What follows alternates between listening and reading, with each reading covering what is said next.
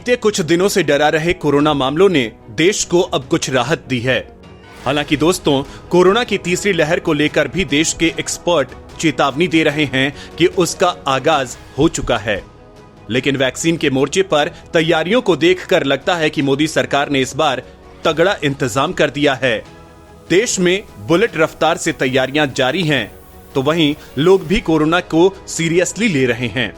हालांकि केरल की कम्युनिस्ट सरकार हमेशा की तरह पूरी तरह लापरवाह रही, जिसका खामियाजा पूरे प्रदेश को भुगतना पड़ा, तो वहीं महाराष्ट्र की उद्धव सरकार भी नींद में सोती रही है, जो पूरे महाराष्ट्र के लिए घातक रहा।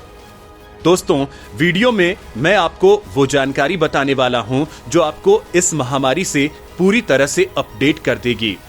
पहले ताजा हालात की बात करते हैं तो पिछले 24 घंटे में कोरोना के 39,000 मामले दर्ज किए गए, जिसके बाद भारत में एक्टिव मामलों की संख्या 4,05,000 हो गई है। देश में बीते कई दिनों से लगातार कोरोना मामलों का आंकड़ा 40,000 के पार जा रहा था, जिसने एक बार फिर सभी की चिंता बढ़ा दी थी। लेकिन राहत की बात यह है कि कोरोना से ठीक होने वालों की संख्या संक्रमितों से ज्यादा है। स्वास्थ्य मंत्रालय के मुताबिक पिछले 24 घंटे में कोरोना से 44,000 लोग ठीक हो चुके हैं। हालांकि कोरोना की तीसरी लहर का डर अभी भी लगातार बना हुआ है। एक्सपर्ट कोरोना को पूरी तरह सीरियसली लेने और वैक्सीन लगवाने की सलाह दे रहे हैं। देश भर में अब तक वैक्सीन की 68 करोड़ 75 लाख डोज लगाई जा चुकी है। सरकार लगातार कोरोना मामलों को पता लगाने के लिए टेस्टिंग भी कर रही है। अब तक देश भर में 53.14 करोड़ टेस्ट किए जा चुके हैं।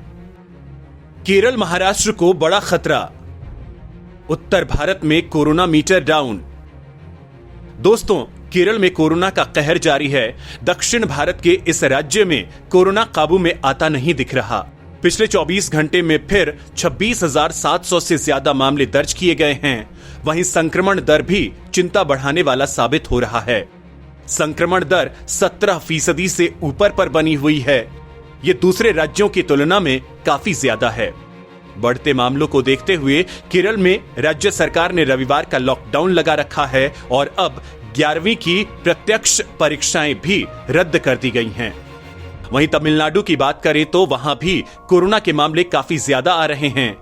यहां पर लगातार 1500 के करीब नए मामले बने हुए हैं। कर्नाटक में स्थिति पहले से बेहतर होती दिखाई दे रही है। महाराष्ट्र में कोरोना की मामूली राहत देखने के बाद एक बार फिर कोरोना का कहर बढ़ता हुआ देखा जा रहा है। यहां कोरोना मामले अब घटने की बजाय बढ़ते हुए दिख रहे हैं। महाराष्ट्र में 7 जिले चिंता का सबब बने हुए हैं, जहां कोरोना के सबसे ज्यादा मामले सामने आ रहे हैं। पिछले 24 घंटे में राज्य में कुल 4,057 नए मामले दर्ज किए गए, वहीं 67 लोगों की मौत हुई। अगर उत्तर प्रदेश की ओर रुख करें तो यूपी में कोरोना पूरी तरह कंट्रोल में दिखाई दे रहा है। वहां पर 29 ऐसे जिले हैं जहां पर कोरोना के सक्रिय मरीज 0 पहुंच गए हैं। ट्रेस, टेस्ट और ट्रैक वाली रणनीति ने यूपी में कोरोना की स्थिति को काफी ज्यादा सुधार दिया है। पिछले 24 घंटे में मात्र 18 नए मामले सामने आए हैं, तो राजधानी दिल्ली में भी कोरोना की स्थिति नियंत्रण में दिखाई दे रही है। वहां पर भी कई दिनों से संक्रमित मरीजों का आंकड़ा लगातार गिर रहा है। हरियाणा की बात करें तो वहां पर कोरोना के मात्र 13 नए मामले दर्ज किए गए, लेकिन फिर भी राज्य सरकार अभी लोगों को हर पाबंदी से मुक्त नहीं करना चाहती है। वहीं राजस्थान और गुजरात में भी कोरोना काबू में आ चुका है। यहां भी मामलों में लगातार गिरावट दर्ज की जा रही है। पिछले 24 घंटे में राजस्थान में कोरोना के 3 नए मामले सामने आए हैं। वहीं गुजरात में 14 केस दर्ज किए गए हैं। कोरोना की तीसरी लहर पर आईआईटी प्रोफेसर का बड़ा दावा। कोरोना की दूसरी लहर काबू में दिखाई दे रही है, लेकिन तीसरी का खतरा लगातार बना हुआ है। अटकलें लगने लगी हैं कि तीसरी लहर में स्थिति कैसी रहेगी, तब कितने मामले सामने आएंगे। अब इस कयासबाजी के बीच आईआईटी कानपुर के प्रोफेसर मणिंद्र अग्रवाल ने बड़ी बात कह दी है। उनकी नजरों में अगर कोरोना का अब कोई नया वेरिएंट नहीं आया तो तीसरी लहर भी देश में नहीं आएगी। अगर डेल्टा वेरिएंट ही रहा और कोई नया वेरिएंट नहीं आया तो समझिए हम कोरोना के खिलाफ यह लड़ाई जीत रहे हैं। वहीं केरल के बिगड़ते हालात पर उन्होंने कहा कि देश ने कोरोना पर लगभग काबू पा लिया है। केरल में काबू पाते ही देश में काबू पाया जा सकेगा। अगले 1 महीने में केरल में भी मामले काबू में आ जाएंगे।